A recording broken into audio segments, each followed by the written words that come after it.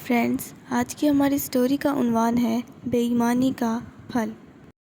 پیارے بچوں، کسی جنگل کی ایک جھاڑی میں کسی خرگوش نے ایک بل بنا رکھا تھا۔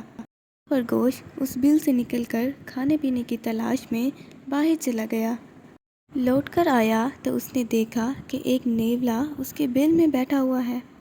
خرگوش نے نیولے سے کہا، بھائی نیولے، یہ تو میرا گھر ہے، تم اس میں کیوں بیٹھے ہو؟ مہربانی کر کے ذرا باہر آ جاؤ، اب دوپہر ہو گئی ہے، میں تھوڑی دیر میں آرام کروں گا۔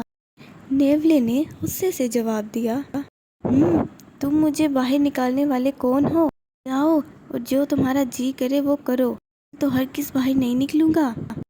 نیولے کی بات سن کر خرگوش کو بھی غصہ آ گیا۔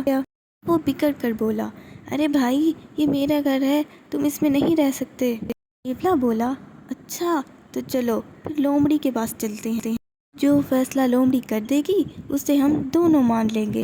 خرگوش اس بات پر راضی ہو گیا اور دونوں لومڑی کے پاس پہنچے اور وہاں جا کر سارا قصہ بیان کیا۔